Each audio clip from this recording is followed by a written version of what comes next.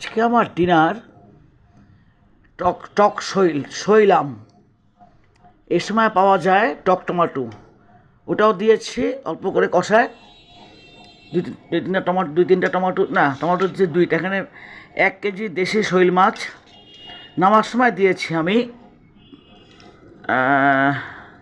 একটু বোধহয় কম এসে, একটু সজিনায় দেখেন, সজিনা অল্প করে, আম দিয়েছি।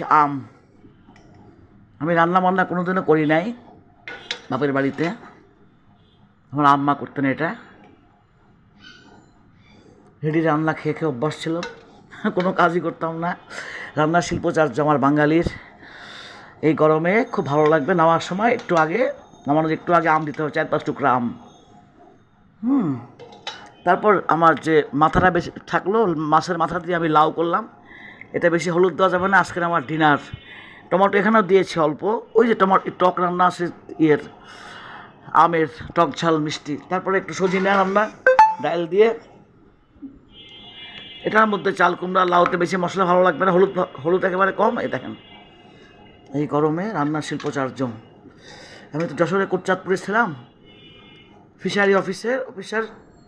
ওখানে ওয়ার্ল্ডের মধ্যে 3 নম্বর বাউর। আজকের কথা 76-এর।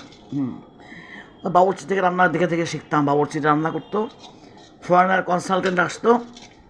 হ্যাঁ, যাই হোক, এটা আমার একটা শখ। আমি কারো হাতে রান্না খেতে আমার ঘৃণা করে।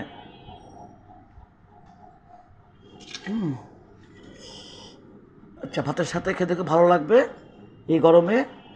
শৈল, এর মধ্যে অন্য কোনো সবজি ভালো লাগবে না।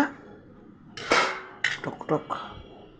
আচ্ছা, অন্য কোনো পটল না। এই দেখেন।